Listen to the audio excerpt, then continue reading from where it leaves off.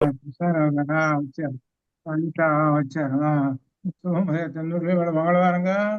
ఆ, నమస్కారం గురువు ఉమ్, గారు. అది సరే. శుభం. ఎవరు పైన మాట్లాడింది? సరేలే. ఉమ్, సరే, మంచిది. నమస్కారం గురుగారు. మా పెద్దంగానే మాట్లాడేం పర్వాలేదు. అది ఎప్పుడో ఎందుకు అందులో ఆంజనేయ స్వామి వారు ఆయన చేతిలో గద ఉంది.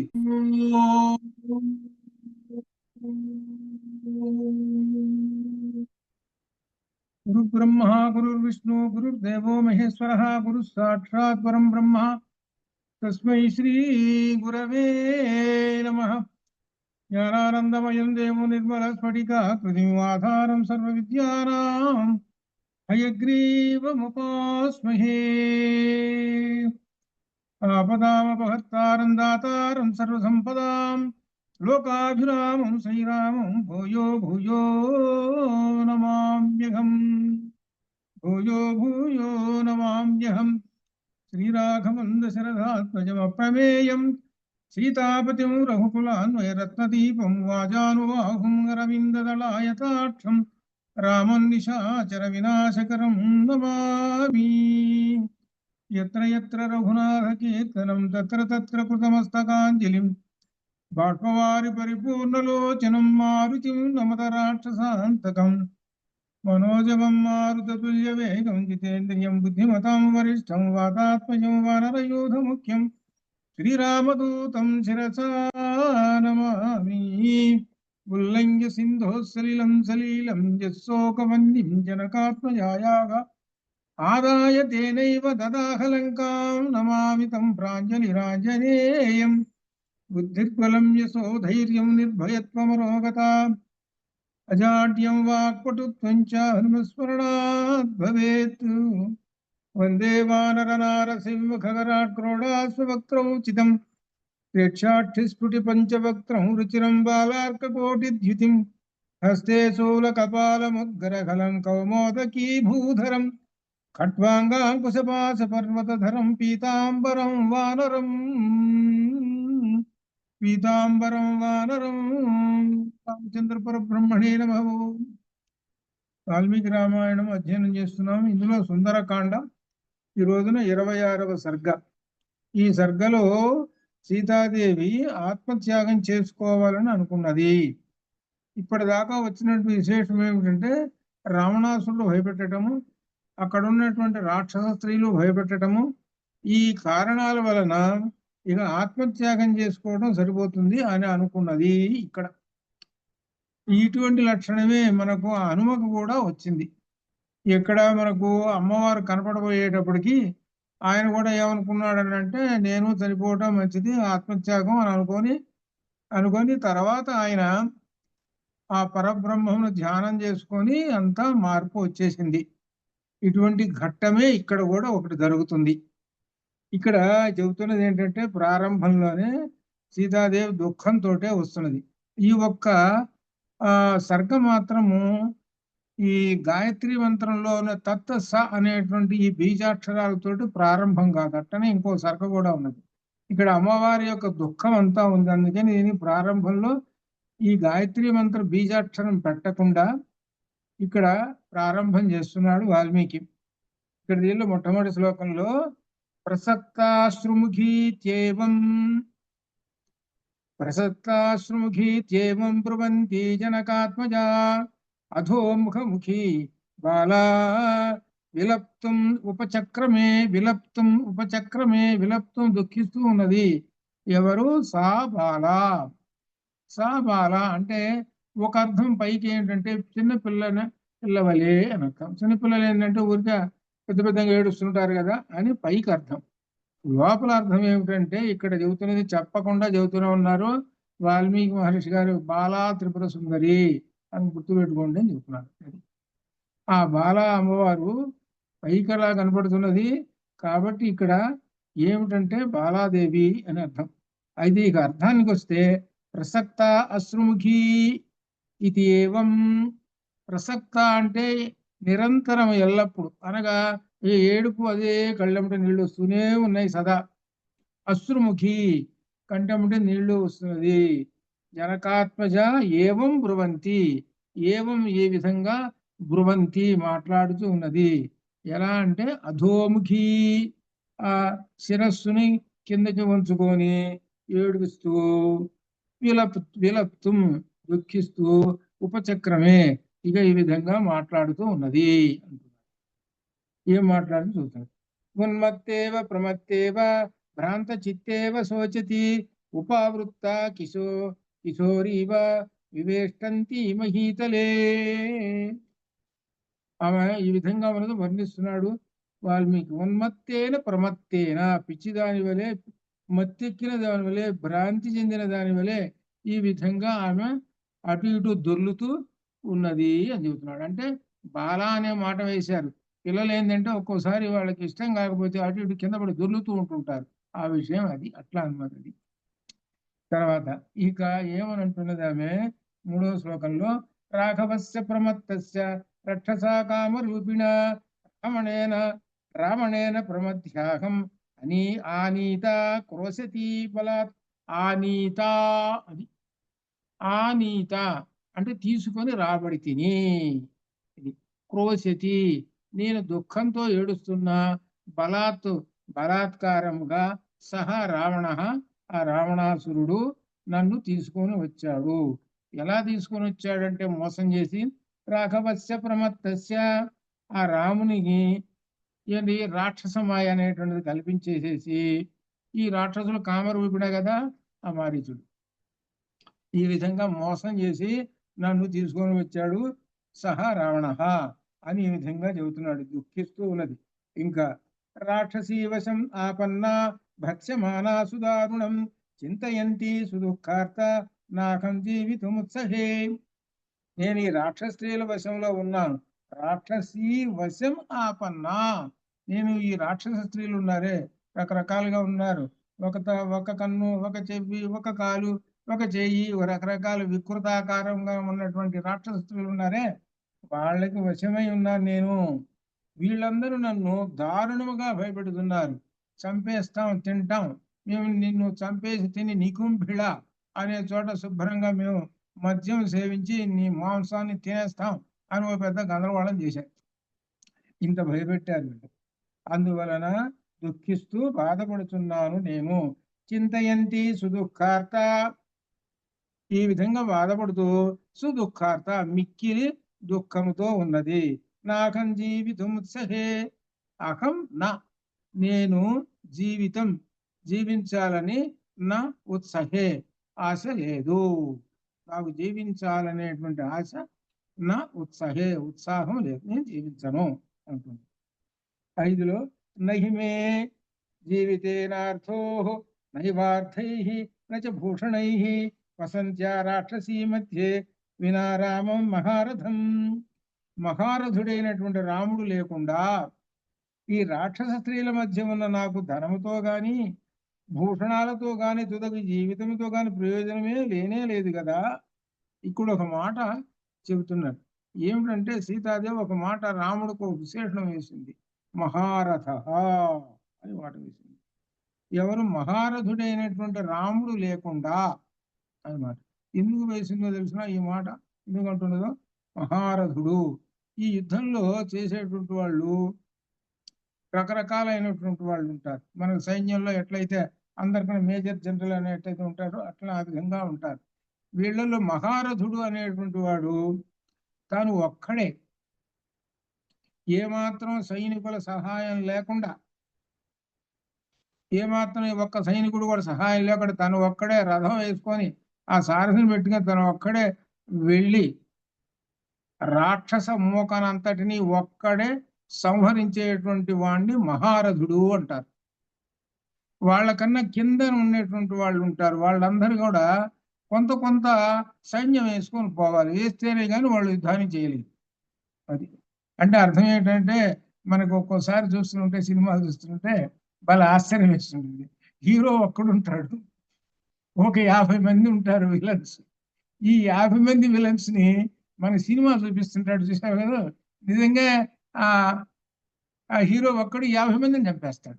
నిజంగా అట్లా జరుగుతుందా? అది ఎలా చంపుతాడో తెలిసిన వాళ్ళందరూ కత్తులు కఠారులు అన్నీ ఉంటే వీడి చేతులు ఏముండదు. మన సినిమా చూసుకుని ఎట్లా చూపిస్తుంటాడు, ఎంత మాయగా ఉంటుంది చూసు. నిజంగా భౌతికమైన దానిలో జరుగుతుందా? అది జరగదు కదా, భౌతికంగా జరగదు. కానీ ఇక్కడ మాత్రము సత్యము ఒక్కడే ఆ మహారథుడు. అందుకని మహారథుడు భారతంలో మహారథులు కొంతమంది ఉన్నారు. ఆ మహారథులు పాండవులు 5గురు మహారథులు వాళ్ళు. మరి అవతల ఉన్నటువంటి వాళ్ళల్లో మహారథులు ఉన్నారు, భీష్ముడు, ద్రోణుడు, కర్ణుడు, ఇటువంటి వాళ్ళందరూ మహారథులు ఉన్నారు. వాళ్ళు అటు మహారథులు ఉన్నారు, ఇటు మహారథులు ఉన్నారు. ఇట్లా సరే, అది పక్కన పెట్టేద్దాం. ఇక్కడ మహారథుడు అని చెప్పాడు అనగా ఆ రామచంద్రమూర్తి ఒక్కడే అని అర్థం. ఎంతో మంది సైన్యాన్ని చంపేస్తాడు. ఎలా చెప్పింది ఈ మాట?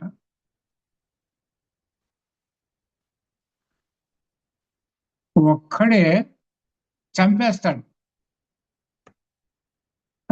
మాధవి గుర్తుకొస్తుంది పెట్టుకుంది. ఒక్కడే 14,000 మంది రాక్షసులు చంపాడు. Right, right, good. ఎందుకంటే తను చూసింది. ఎందుకంటే జనస్థానంలో 14,000 మంది రాక్షసులు వచ్చారు. పైగా వాళ్ళ నాయకులు ఎవరో ఖరదూషణాదులు, త్రిశూరుడు, మహాయోధానుయోధులు. వాళ్ళు ఆ ఖరదుడు అనేటువంటి వాడు మరల రావణాసురుడు అంతటి వాడు. అటువంటి వాళ్ళందరినీ 1:12 చంపేసేసాడు. అది ఇక్కడ ఆ విషయాన్ని ఇక్కడ గుర్తు చేస్తున్నది. అది మహారథ ఒక్కడే అంతమందిని చంపేసేసాడమ్మా అని చెబుతున్నది. చెబుతూ ఆయన యొక్క పరాక్రమాన్ని గుర్తు చేసుకుంటూ ఉన్నదనమాట. అటువంటి మహారథుడైనటువంటి ఆ రామచంద్రమూర్తి. అందుకనే రామచంద్రమూర్తి పక్కన సీతాదేవి నిలబడ్డదనుకో ఆమెకు భయమేం లేదు. అందుకనే అరణ్యవాసానికి వచ్చినప్పుడు దండకారణ్యంలో ఏమన్నాడంటే రాముడు, ఆ పులులు ఉంటాయి, సింహాలు ఉంటాయి, అవి ఉంటాయి, ఇవి ఉంటాయి, ఎందులో భయం వద్దులే అన్నది. కాదు, నేను వస్తానే వస్తాను. ముందు ఎవరు పోతున్నారో తెలిసిన దండకారణ్యంలో రాముడు పోతుంటాడు. ఆ వెంట ఎవరు వస్తుంటారు? సీతాదేవి వస్తుంటారు. ఆ వెంట ఎవరు వస్తుంటారు? లక్ష్మణస్వామి వస్తాడు. ఇది దానిలో జరుగుతున్నటువంటి ఆ దండకారణ్యంలో వాళ్ళ యొక్క నడక. అంటే ఏమిటి? దారి చూపిస్తున్నది పరమాత్మ. పరమాత్మ అడుగుజాడలలో ఈ మహామాయ వెళుతూ ఉన్నది. ఆ మహామాయ వెనక జీవుడు వెళుతూ ఉన్నాడు. ఇది ఏమిటంటే విశిష్టాద్వైత మతము. ఇది శ్లోకం కూడా అగ్రతో జయో అనేటువంటి ఆ అరణ్యవాసం దానిలో కూడా వచ్చింది. అక్కడ రాశాను కూడా అక్కడ. అది అంత విశేషమైంది.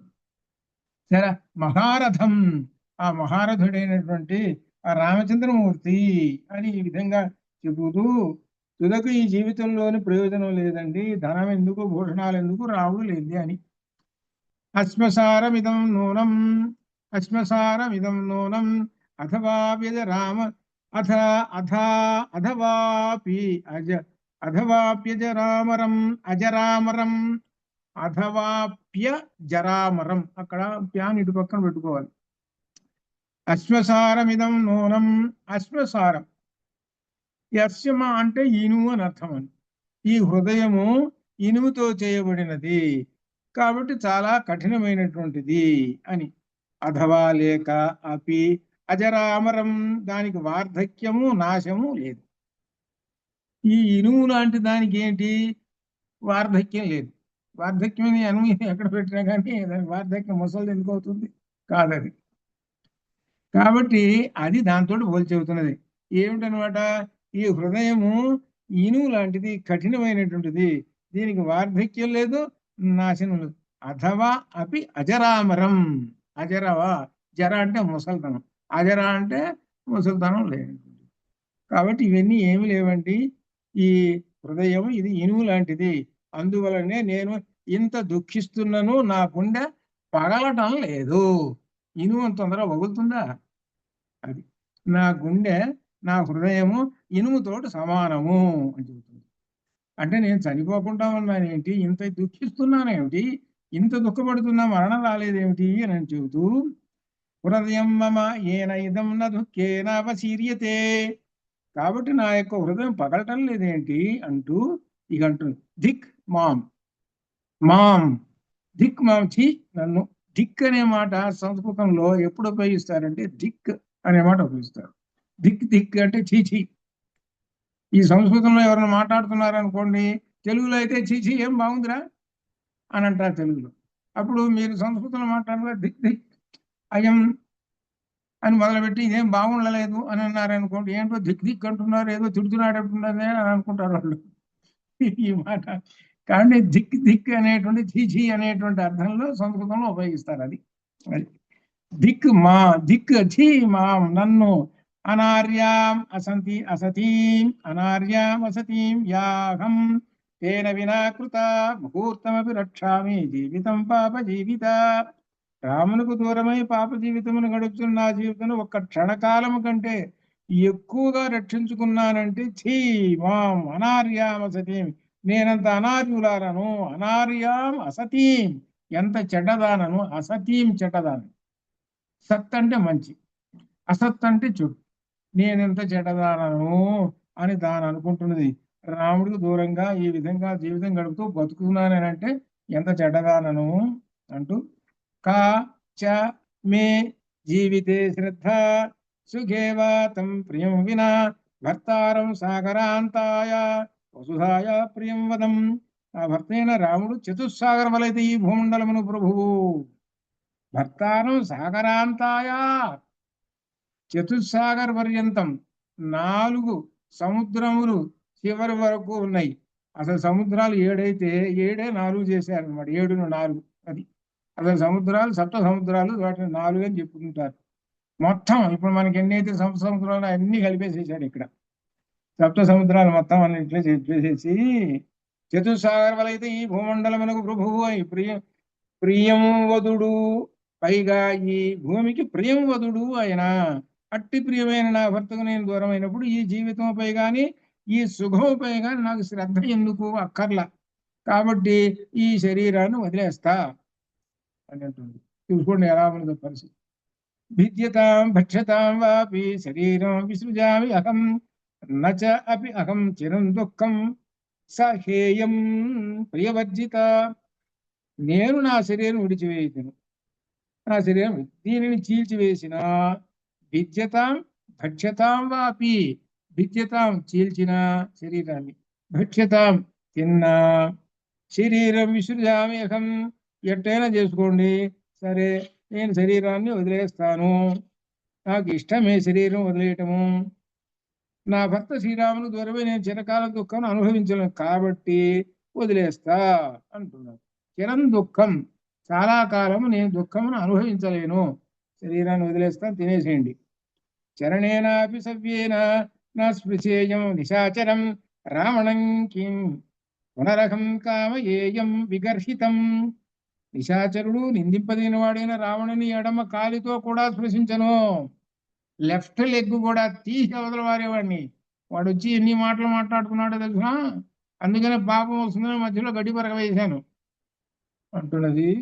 రావణుని ఎడమ కాలుతో కూడా స్పృశించిన వాడు ఎన్ని ప్రలోభాలు పెట్టినా అటువంటి దానిని నేను కామించనని మరలా చెప్పని అవసరం లేదు. ఎన్నిసార్లు చెప్పాలి వాడికి? నాహం అని ఈ విధంగా చాలాసార్లు చెప్పాను వాడికి. వాడికి బుద్ధి లేదు. రోజు ఒకసారి వస్తాడు, ఒక డైలాగ్ చెబుతుంటాడు. ఇది వీడి పని. అయితే ఎంతవరకేలే లంకను తగలబెట్టేదాకనే అంతే.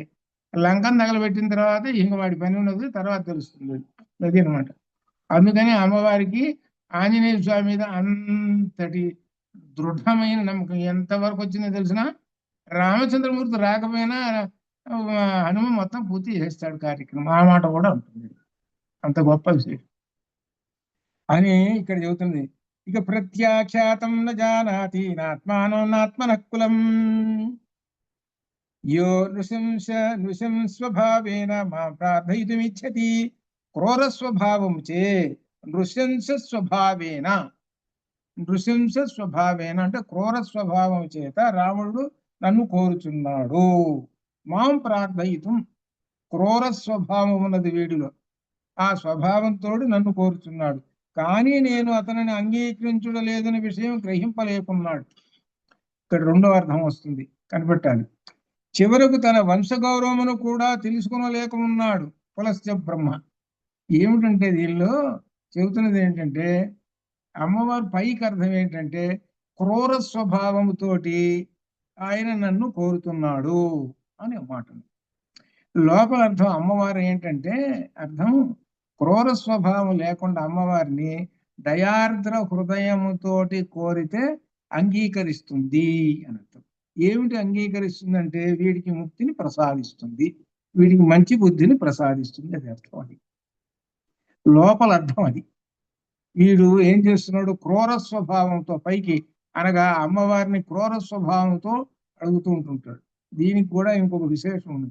ఏమిటంటే కొంతమంది వామాచారం చేసేటువంటి వాళ్ళు ఉంటారు. అందుకని మన అంత క్రితం నికుంభిళ అనేటువంటి చోట వీళ్ళు ఈ రాక్షసులు పెద్ద పెద్ద పంచమాకారాలు పెట్టి దానిలో రాశాను కూడా, అక్కడ ఇవన్నీ చేస్తుంటుంటారు. వాళ్ళు కొంతమంది క్రూరత్వంతో కొన్ని శక్తులు సంపాదిస్తారు. క్రూరత్వంతో అని అంటే మనకు ఉదాహరణకి అమ్మవారిని మెప్పించడం కోసమని వాడు చెయ్యి నరుక్కొని ఆ దానిలో పడేసుకుంటాడు. ఇది మన సినిమాల్లో కూడా చూపిస్తుంటాడు, కథల్లో కూడా చూపిస్తుంటాడు. చూడండి, ఆ ఒక్కోసారి ఏదో సినిమాల్లో తలకాయ కూడా నరుక్కొని దానిలో పడేస్తాడు. ఇది క్రూర స్వభావం. ఇది ఈ క్రూర స్వభావంతో అమ్మవారిని మెప్పించి కొన్ని దివ్య శక్తులు పొందుతారు. అది అర్థం. ఈ దివ్య శక్తులు పొందుతుంటారు అటువంటి వాడు వీడు అటువంటి ఎవరు రావణాసురుడు. తర్వాత మనకి యుద్ధకాండలో కూడా రావణాసురుడు ఏం చేస్తాడంటే రాముని జయించడం కోసము అమ్మవారిని, అంటే అమ్మవారు అంటే ఎవరు లలితా పరమేశ్వరుని కాదు, ఏ అమ్మవారు అంటే అమ్మవారిలో ఉన్నటువంటి తమో గుణములో ఉన్నటువంటి, తమో గుణం అంటే రాక్షసం ఉన్నటువంటి ఒక శక్తిని ఉపాసిస్తేటువంటి వాళ్ళు వీళ్ళు. అది మీకు ఎక్కడ తెలుస్తుందంటే దసరా వచ్చేటప్పటికి చండీ సప్తశతి ఉన్నది చూశారు. చండీ సప్తశతి అంతా అది. ఒక సంవత్సరం చండీ సప్తశతి చెప్పా, ఒక నెల రోజులు చెప్పాను. వాళ్ళందరికీ కూడా వచ్చారు, చాలా మంది వచ్చారు. చండీ సప్తశతి, ఆ చండీ సప్తశతి అంతా దేనికి పనికి వస్తుందంటే మనకు ఇష్టకామ్యార్థ సిద్ధిరస్తు. అంటే ఇప్పుడు కొంతమంది ఉంటారు, కొన్ని ఏదో వ్యాధులు అంటారు, పెళ్లిళ్ళు అంటారు, రకరకాలైనటువంటి ఉంటాయి చూశారు. అటువంటి వాటికి చండీ సప్తశతి మనకు వస్తుంది. ఆ చండీ సప్తశతి వింటాం కానీ లేక చండీ సప్తశతి దాని ప్రకారంగా ఈ యజ్ఞం చేయటం. చాలా చోట్ల ఆ చండీ సప్తశతిని నెలకు ఒకసారో పౌర్ణమి అప్పుడు చేస్తుంటారు అనమాట. వీళ్ళందరూ అక్కడ కూర్చొని చేస్తుంటారు. చేస్తుంటే వాళ్ళకి ఏమవుతుందని అంటే ఏమైనా అఘములు పాపాలు ఏమన్నా ఉంటే, పాపంలో వచ్చినా రాకపోయినా ఇటువంటివన్నీ తొలగిపోతుంటాయి. అది అనమాట. ఎందుకంటే అక్కడ యజ్ఞంలో ఏంటంటే ప్రధానమైనటువంటి దేవత ఎవరనంటే అగ్నిదేవుడు. అసలు అగ్నిదేవుణ్ణి ఉపాసిస్తుంటే, యజ్ఞం చేసుకుంటే ఇంట్లో కూడా మీరు అగ్నిదేవుణ్ణి ఉపాసించవచ్చు. ఆ విధానం ఉన్నది. ఆ విధానం దాని ప్రకారం అగ్నిదేవుని ఉపాసించారంటే ఎటువంటి పాపములు కానీ దుష్టమైనటువంటివి కానీ ఏమీ రావు. ఇంకో మాట చెప్పాలంటే యాక్సిడెంట్లో వచ్చేసో ఇటువంటివి కానీ అవి కానీ ఏమీ రావు అగ్నిదేవుణ్ణి ఉపాసిస్తుంటే. అది అర్థం. మీకు చాలాసార్లు కూడా పెట్టాను కదా, ఇక్కడ యజ్ఞం చేస్తుంటే చాలా నేను ఏంటి అగ్ని పెట్టే మాధవి చాలాసార్లు చూసి వాళ్ళం. ఎందుకనంటే అలా ఒకసారి సుందరకాండ కూడా మొట్టమొదటిసారిగా ప్రత్యేకంగా చేశాను, మన రవిశంకర్ని పిలిపించి అట్లా చేశారు అనమాట. ఇట్లా అనమాట. అందువల్ల ఏంటంటే వాళ్ళకి నిత్యం ఏంటంటే మనం బయటికి వెళ్ళామనంటే కారు వేసుకుని బయటికి పోయినామంటే ఇంటికి వచ్చామనుకోండి, అమ్మ ఇంటికి వచ్చారయ్యా అని అనుకోవాలి. కాబట్టి ఇదంతా రక్షణ ఏంటంటే అమ్మవారి రక్షణ. అది అందుకని అనమాట. అందుకని అగ్నిదేవుణ్ణి అనగా అర్థం ఏంటంటే హోమము లేక యజ్ఞము ఇటువంటి చెయ్యాలన్నమాట. అది అనమాట. అదేనమాట. అది ఒక విశేషమైనది ఇక్కడ తెలుసుకోవాలని. అట్లా ఈ రాక్షసులు ఏం చేస్తుంటారంటే వాళ్ళు చేసేటువంటి విధానం అధర్మం కాబట్టి ఆ అధర్మాన్ని తోటి వాళ్ళు శక్తులతోటి కొన్ని శక్తుల్ని సంపాదించి అధర్మంతో ఈ లోకంలో గందరగోళం చేయాలి కాబట్టి ఆ శక్తులను సంపాదిస్తుంటారు అనేటువంటి భావం అనమాట అక్కడ. ఈ శక్తులన్నీ ఏమవుతాయి అని అంటే ధర్మం ముందు అన్ని కూడా పటాపంచలం అయిపోతాయి. ఆ శక్తులు అమ్మవారి శక్తులే. అమ్మవారు ఏమన్నది అనమాట, శక్తి ఇచ్చేటప్పుడు ధర్మం కోసం నువ్వు వాడరా, నువ్వు ధర్మం కోసం వాడకుండా అధర్మం కోసం వాడితే ఓడిపోతావు నువ్వు అని కూడా చెప్తారు. అదే చండీ సప్తశతిలో ఉంది. చిన్న భిన్న విభక్తావా దీప్తే వాగ్నో ప్రదీపిత రావణం నోపతిష్ఠేయం కిం ప్రలాపేన వశ్చిరం. నన్ను కోసినను బద్దలు చేసినను చిన్న భిన్న విభక్తావా, నన్ను చిన్న భిన్న చిన్నం చేసిన భిన్నం చేసిన విభక్తం ముక్కలు చేసినా ఏమైనా సరే ఇంకా దీప్తేవా అగ్నో ప్రదీపిత మండుచున్నటువంటి అగ్నిలో పడవేసినా గాని రావణుని దగ్గర రావణం నా ఉపతిష్ఠేయం, రావణుడి దగ్గరికి అసలు నేను పోనే పోను. క్రిం ప్రలాపేన వహ చిరం, ఎంత ప్రలాపించినా మీరు చిరకాలం ఎంత ప్రలాపించిన ఓ రాక్షస స్త్రీలారా, మీరు ఇందాక దాకా చెబుతున్నారు ఏమిటంటే కోసుకొని తింటాం, అది చేస్తాం, ఇది చేస్తాం, తర్వాత ఆయన గొప్పతనం అంతా చెబుతున్నారు. ఎన్ని మాటలు చెప్పినా ఏమీ ప్రయోజనం లేదు. కోసుకోండి, తినండి, ఏమన్నా చేసుకోండి నన్ను చెబుతున్నారు. ఖ్యాత ప్రాజ్ఞ కృతజ్ఞశ్చ సాను క్రోశశ్చ రాఘవ సద్వృత్తో నిరజం క్రోశః శంకే మద్భాగ్య సంక్షయాత్. రాముడు ప్రఖ్యాతి చెందినవాడు, బుద్ధిశాలి, ప్రాజ్ఞుడు, కృతజ్ఞుడు. ఎక్కువగా ఈ శబ్దాన్ని ఉపయోగించండి. ప్రాజ్ఞుడు అంటే బుద్ధిశాలి, బుద్ధిమంతుడు, కృతజ్ఞుడు, కరుణ గలవాడు, సచ్చరిత్ర గలవాడు. ఇప్పుడు నా అదృష్టం బాగా లేదు, ఇది చెబుతుంది. అందరు గొప్పవాడు. సానుక్రోశశ్చ రాఘవ, రామచంద్రమూర్తి కరుణ కలిగినటువంటి వాడు, చరిత్ర కలిగి. ఇప్పుడు నా అదృష్టం బాగా లేదు. సద్వృత్త నిరక్రోశ మద్భాగ్య సంక్షయాత్ శంకే, అందువల్ల నాపై దయలేని వాడైనాడేమోనని సందేహించుచున్నాను. శంకే, నా మీద దయలేదు ఆయనకి. నేను ఇక్కడ ఉన్నాను సంగతి తెలుసుకొని ఆయన రావచ్చు కదా. పోని రాలేదనుకో, ఆయన దగ్గర బ్రహ్మాస్త్రం ఉంది కదా, ఆ బ్రహ్మాస్త్రం కనుక ఒకసారి వేసాడు అనుకోండి, ఖాళీ ఏది ఈ లంక.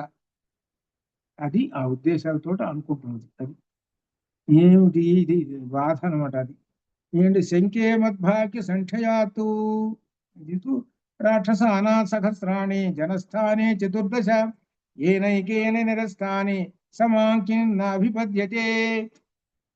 జనస్థానంలో యుద్ధం చేస్తున్నాడండి ఆయన. ఎలా ఉన్నాడంటే రామచంద్రమూర్తి అప్పుడు, అసలు యుద్ధానికి అప్పుడు ఏమైంది అంటే, లక్ష్మణుడు అంటాడు, అన్నయ్య నేను ఈ రాక్షసులు వస్తున్నారే వీళ్ళతో నేను యుద్ధం చేస్తాను కానీ నువ్వు హాయిగా అక్కడ కూర్చోవయ్యా అని అంటాడు. అరే కాదురా, నేను చెప్పినట్టు చెయ్యి.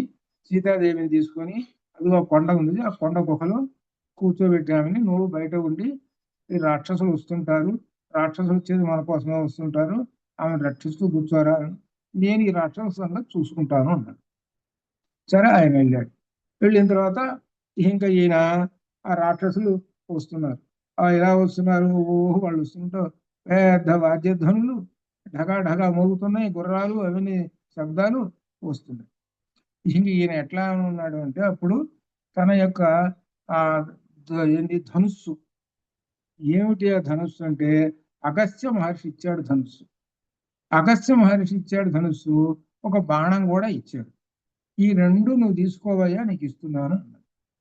ఈ రెండు ఏమిటంటే విష్ణు చాపం, ఇది ఈ ధనుస్సు, ఈ విష్ణు చాపము, ఈ బాణం, ఇది ఎవరు ఇచ్చారు అని అంటే అగస్త్య మహర్షి ఇచ్చాడు. ఈ అగస్త్య మహర్షి దగ్గరికి ఎక్కడి నుంచి వచ్చినాయి అంటే ఇంద్రుడు తీసుకొచ్చి ఇచ్చాడు. ఇంద్రుడు తీసుకొచ్చి ఏమన్నాడంటే, ఇంద్రుడు అగస్త్య మహర్షి తోటి, ఇంకా కొద్దిసేపట్లో రామచంద్రమూర్తి రాబోతున్నాడు నీ దగ్గరికి, కాబట్టి ఆయన వచ్చిన తర్వాత ఆయనకి ఇవ్వవయ్యా అని అన్నాడు. సరే ఇస్తాను. సరే ఆయన ఆ ఇచ్చాడు, వెళ్ళిపోయినాడు ఆ ఇంద్రుడు. సరే రామచంద్రమూర్తి అగస్త్య మహర్షి దగ్గరికి వచ్చాడు. అగస్త్య మహర్షి దగ్గరికి వచ్చిన తర్వాత అగస్త్య మహర్షి రామచంద్రమూర్తికి అన్ని సత్కారాలన్నీ చేసేసి ఆయనకి ఇచ్చాడు. ఈ ధనుర్బాణాలు ఉంచుకో, రాక్షస సంహారానికి పనికొస్తాయి అని ఇచ్చాడు.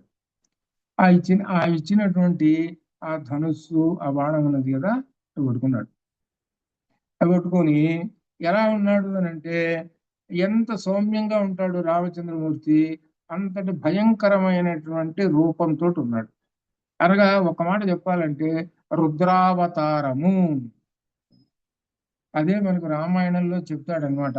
రుద్రుడు ఆవహించుతాడు ఆయన్ని. రుద్రుడు ఆవహించినప్పుడు ఎలా ఉన్నాడంటే, ఆ కోపము తోటి ఇంకా ఏమి వెనక ముందు చూసే పని లేదు. ఏమిటంటే ధర్మరక్షణార్థము, ధర్మాన్ని రక్షించడమే అది అన్నమాట. ఆ ధనుస్సుకి విల్లు, ఆ వింటినారిని ఎక్కువ పెట్టాడు, ఆ ధనుస్సు వంచాడు. ఆ ధనుస్సు వంచితే ఎలా ఉన్నదంటే చంద్రమండలం మాదిరిగా, అర్ధ చంద్రమండలం లాగా ఉంది. ఎప్పుడు బాణం తీసి వేస్తున్నాడో ఎప్పుడు వదులుతున్నాడో ఎవడికి తెలియటం లేదు. అందులో ఆయన చుట్టూ రౌండ్ గా పూర్తిగా ఒక పెద్ద అగ్ని వలయము ఏర్పడి ఉన్నది. ఆయన చుట్టూ పెద్ద అగ్ని వలయం. సరే ఇదంతానే ఎవరు చూస్తున్నారనంటే శూర్పణఖ అంత దూరంలో, శూర్పణఖ తవ్వు పెట్టింది, ఈమెగా అసలు మూలం. ఆ శూర్పణఖ అంత దూరంలో ఉండి చెట్టు చాటుకుంటూ చూస్తున్నది. అమ్మో అని అనుకున్నది. చూసేది ఎప్పుడైతే కరదూషణాదులు చచ్చిపోయినారో బర్రలు పరిగెత్తుకుంటూ లంకకు పరిగెత్తింది. ఈమెతోటి పాటుగా కొంతమంది రాక్షసులు కూడా భయపడి లంకకు పరిగెత్తారు. చస్తాంరా మనం కూడా అని. ఆ లంకలో కూర్చున్నారు వీళ్ళు, కొంతమంది రాక్షసులు కూడా కూర్చున్నారు. ఆ కూర్చొని ఆ రాక్షసులు కూడా దాక్కొని ఉన్నారు వాళ్ళు. తర్వాత మనకు ఈ లంకను తగలబెట్టేటప్పుడు అప్పుడు ఆ విషయం వస్తుంది, అప్పుడు చెప్పుకోవచ్చు అనమాట. ఇదంతా కూడా ఎవరికి తెలుసు? మనకు సీతాదేవికి తెలుసు. రాక్షసానా సహస్రాణి జనస్థానే చతుర్దశ ఏన ఏకేన నిరస్తాని. ఒక్కడే సమాంకి నాభిపద్యతే. ఒక్కడే అంతమందిని చంపాడే, మరి నన్ను ఎందుకు రక్షించడం లేదు? అది సమస్య. ప్రశ్న వేసుకుంటుంది. మళ్ళీ ఇంకా నిరుద్ధ రావణేనాహం అల్పవీర్యేణ రక్షస సమర్థ ఖలు మే భర్త రావణో హంతుం ఆహవే. ఈ అల్పుడైన రావణుని చేత బంధింపబడి ఉన్నాను కదా, నా భర్త అయిన రాముడు యుద్ధంలో రావణుడు సమర్థుడు, మిక్కిలి సమర్థుడు కదా, వాలిని ఒడ్డిపారేశాడు. రావణాసురుడు ఒక లెక్క. ఏమిటి అసలు ఈయన నా సంగతి అసలు పట్టించుకోవట్లేదే ఈయన అని అనుకుంటున్నాడు. విరోధో విరాధో విరాధుడు విరాధో దండకారణ్యే. విరాధుడు మొట్టమొదటి విరాధుడినే చంపింది వీళ్ళు. ఏన రాక్షస పొంగవక రణే రామేణ నిగతః సమాంకి నాభిపద్యతే నాభిపద్యతే. విరాధుడిని సంహరించారు కదా. విరాధుడు ఏం చేశాడు? ఆయన ఒక రాక్షసుడు, తర్వాత ఆయన శాప విమోచనం అంతా అయిపోయింది అనుకోండి. అరే విరాధుడిని చంపాడు కదా అంతటి గొప్పవాణ్ణి, మరి అటువంటి నన్ను ఎందుకు రక్షించటం లేదు? స అంటే ఆ రాముడు నన్ను కిం నా అభిపద్యతే, నన్ను ఎందుకు రక్షించటం లేదు? ప్రశ్న వేసుకుంటున్నది. ఇంకా కామం మధ్యే సముద్రస్య లంకేయం దుష్ప్రదర్శన నూ రాఘవవాణా నా గతిరోధో భవిష్యతి. ఈ లంక సముద్ర మధ్యమునందు ఉండడిచే ఎవరు దీనిని రాలేరు. 800 మైళ్ళు ఉన్నది. కానీ రాముని బాణ వేగమును ఎవరు ఎదిరించలేరు కదా. కనుక రాముడు కనుక బాణం వేస్తే 800 మైళ్ళే కాదు, 1000 మైళ్ళు కూడా పరిగెత్తుతుంటుంది అని అర్థం. రామబాణం అంటేనే బ్రహ్మాస్త్రము. ఆయన బ్రహ్మాస్త్రం ఎక్కువ పెట్టాడనంటే వర్ణ పరిగెత్తుకుంటూ వస్తుంది కదా అని ఈమెకు ఉన్నటువంటి అంత సందేహాన్ని రక్షించటం లేదేమిటి అంటూ 18వ శ్లోకంలో కిన్ను తత్కారణం ఏన రామో దృఢ పరాక్రమ రక్షస అపహృతం భార్యాం ఇష్టా నాభి అవపద్యతే. దృఢ పరాక్రమమైనటి రామచంద్రమూర్తి రామో దృఢ పరాక్రమ, రాముడు దృఢ పరాక్రమ అంటున్నాడు. అంత క్రితం మొట్టమొదట మహారథ అని చెప్పింది. ఇప్పుడు దృఢ పరాక్రమ రామచంద్రమూర్తి. ఆ రాముడు రాక్షసునిచే తన ప్రియమైన భార్య అపహరింపబడినప్పుడు ఎందుకు రక్షించటం లేదు? రావణాసురుడు అపహరించాడు అనే విషయము ఆయన కూడా తెలిసి ఉంటుంది, ఎందుకు రక్షించడం లేదు నిన్ను అని ప్రశ్న వేసుకుంటుంది.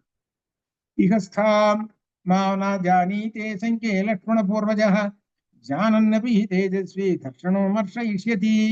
లక్ష్మణ పూర్వజుడైన రాముడు అనగా లక్ష్మణ రామ అనేటువంటిది లక్ష్మణ పూర్వజుడైన రాముడు అంటే లక్ష్మణుడు లేకుండా రాముడు ఉండడు. ఇది అర్థం. ఎత్ర లక్ష్మణ తత్ర రామ, ఎత్ర రామ తత్ర లక్ష్మణ, అది అర్థం.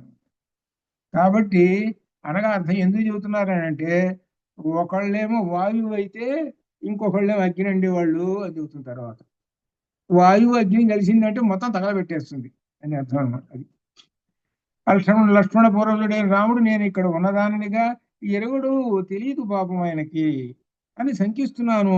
ఒకవేళ తెలిసి కూడా తేజస్విన రాముడు ఈ అవమానమును భరించగలడా? పెద్ద అవమానం కదా. రావణాసురుడు అపహరించాడే, అవమానంతో ఉంటాడు కదా, ఏమిటది ఏమైంటుందబ్బా అని అనుకుంటూ మళ్ళీ 20వ శ్లోకంలో కృతేతియో అధిగత్వా మాం రాఘవాయ నివేదయేత్ గృధ్రరాజోపి శరణే రావణేన నిపాతితః. నన్ను అపహరించి తీసుకుపోతున్నాడు. అప్పుడు గృధ్రరాజు ఎవరు ఆయన వచ్చాడు, ఎవరు జటాయు. ఆ జటాయు అడ్డం వచ్చాడు. ఆ జటాయు వచ్చి యుద్ధం చేశాడు. జటాయు రాముని వద్దకు వెళ్ళి రావణుడు సీతను అపహరించినని చెప్పుటకు వీలు లేకుండా చేశాడు కదా ఈ రావణాసురుడు. ఆ జటాయుని చంపేశాడు కదా. జటాయుని గనక చంపకుండా ఉంటే జటాయు పోయి చెప్పేది. జటాయు కూడా చచ్చిపోయింది కదా, ఎట్లా? కానీ అక్కడ జటాయువు పూర్తి ప్రాణాలు పోలేదు, మూలుగుతూ వచ్చింది. రాముడు వచ్చేదాకా మూలుగుతూ వచ్చింది. అది అప్పుడు అంటుంది అనమాట వెళ్ళేటప్పుడే ఆ సీత ఇంకో దీనిలో అనమాట ఆధ్యాత్మికంలో, రాముడు వచ్చేదాకా నీ ప్రాణములు అట్లా ఉండుగాక. రాముడు వచ్చి ఆ జటాయువుని స్పర్శించి ఆ విషయాలు తెలుసుకొని అన్న కథ అంతా చెప్పిన తర్వాత అప్పుడు రాముడి చేతిలో ఆ జటాయువు అసూలు బాసింది, ఆ జటాయువు ముక్తి లభించింది అని అర్థం. అంటే అర్థం ఏమిటి? ధర్మ కార్యం కోసం తన యొక్క ప్రాణాలను కూడా పోగొట్టుకుంటే ముక్తి లభిస్తుంది అని అర్థం అన్నమాట. అది దీనిలో విశేషమైనది. కాబట్టి జటాయు అంత పనిచేసి అది మోక్షాన్ని పొందింది అనేటువంటి విధానం అన్నమాట. ఇది 21వ శ్లోకంలో కృతం కర్మ మహత్తేన మాం తథా అభ్యవపద్యత తిష్టత రావణద్వంద్వే వృద్ధేనాపి జటాయుషా. జటాయువు వృద్ధుడైనప్పటికీ రావణునితో ద్వంద్వ యుద్ధం చేశాడు, నన్ను రక్షించుటకు మహత్ కార్యం కూడా చేశాడండి. కృతం కార్య మహత్తేన మాం తథా అవపద్యత తిష్టత రావణద్వంద్వే వృద్ధేనాపి జటాయుషా. జటాయువు ఈ జటాయువు ఏంటనమాట, వృద్ధేనాపి, వార్ధక్యం అంటే ముసలివాడైనప్పటికీ. ఇక్కడ అర్థం, ఇక్కడ ఒక విశేషం చెబుతున్నాడు. ముసలివాళ్ళు ఏం చేస్తారు సహజంగా, మాకెక్కడ ఓపిక ఉందిలేండి మేమేం చేస్తాము అని ఆగుతారు సహజంగా లోకంలో సహజం. కానీ ఈ వృద్ధుడు ఉన్నాడే ఈ జటాయువు, రావణాసురుని వ్యతిరేకించాడు, రావణుడితో యుద్ధం చేశాడు. ఏమిటి, ఎందుకు యుద్ధం చేశాడు? రామ భార్యను తీసుకొని పోతున్నాడు కాబట్టి యుద్ధం చేశాడు. అంతకు ముందే జటాయువు చెబుతాడు, నేను ఇక్కడ ఉంటాను ఈ చెట్టు మీద, మిమ్మల్ని రక్షిస్తూ ఉంటానయ్యా అని చెప్పింది. ఎవరు? జటాయువు చెప్పాడు ముందుగానే, అంత క్రితమే ఎప్పుడో. జటాయువు అంత దూరంలో ఉన్నాడు. ఎందుకంటే ఈ రాముడి మీద ఎవరన్నా శత్రువులు ఎవరన్నా వస్తుంటే ఆ చెట్టు మీద నుండి చూసి వాళ్ళని పసిగట్టేస్తాడు అట్లా. కాబట్టి ఏంటంటే రక్షించాలి. కాబట్టి వృద్ధుడైనప్పటికీ వెనకాడకుండా ఆ రావణాసురుడితోటి యుద్ధం చేసి చివరికి ప్రాణాలు పోగొట్టుకున్నాడు కదా అని చెబుతున్నాడు. ఏది మామిహ జానీయాత్ వర్తమానాస రాఘవ అద్య బాణై అభిక్రుద్ధ కుర్యాత్ లోకమరాక్షసం. ఇక్కడ ఉన్నానని రామునికి తెలిస్తే రాముడి మిక్కిలి కోపంతో లోకములో రాక్షసులు లేకుండా చేస్తాడు. అసలు తెలియదు ఇక్కడ ఉన్నాను, లంకలో బలాన చోట ఉన్నాను అనేటువంటి విషయం కనుక తెలిస్తే బాణం ఎక్కుపెట్టి రాక్షసుడు అనేవాడు 3 లోకంలో లేకుండా చేసి పారేస్తాడు. అసలు ఈ రావణాసురుడు ఒక లెక్క. కానీ అంటున్నది, నిర్దహేచ్చ పురీం లంకాం నిర్దహేచ్చ మఖోదధిం రావణస్య చ నీచస్య కీర్తిర్నామ చ నాశయేతు.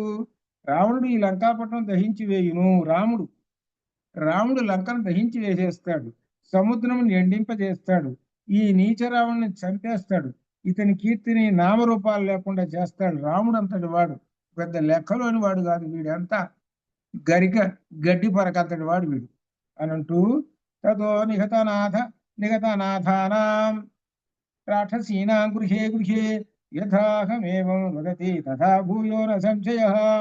రాక్షసులందరూ మరణించగా ఇప్పుడు నేను ఎట్లు దుఃఖిస్తున్నాను అట్లే ప్రతి రాక్షస గృహమున అందరూ ఆ స్త్రీలు ఉన్నారే, రాక్షసులందరూ చచ్చిపోయిన తర్వాత వాళ్ళ భార్యలు దుఃఖాలతో ఏడుస్తూ కూర్చుంటారు. ఇందులో సందేహం లేదు. నేను ఇప్పుడు ఒక్కదాన్ని ఏడుస్తున్నాను, లంకంతా ఏడుస్తుంటుంది. అప్పుడు అది చెబుతుంది. లంకలో ఉన్న వాళ్ళందరూ ఏడుస్తుంటారు, ప్రతి స్త్రీ ఏడుస్తూనే ఉంటుంది అని చెబుతూ అన్విష్య రక్షసాం లంకా కుర్యాత్ రామ సలక్ష్మణ నహితాభ్యారిభు దృష్టో ముహూర్తమ విజీవతి. లక్ష్మణ సహితుడైన రాముడు ఈ లంకలో రాక్షసులను వెదకి సంహరిస్తాడు. రామలక్ష్మణుల కంటబడిన శత్రువు క్షణకాలము కూడా ఉండడు, వెతికి మరి చంపేస్తాడు ఎక్కడెక్కడైతే రాక్షసుడు ఉన్నాడు. కాబట్టి రాముడి కంట రాక్షసుడు పడ్డాడా వాడు చచ్చాడే అని చెబుతూ చిత చిత ధూమాకుల పథ ఊర్ధమండల సంకుల అచిరేణ తు లంకేయం శ్మశాన సదృశీ భవేతు. అచిర కాలంలోనే ఈ లంక చిత ధూమ ఆకుల పథ.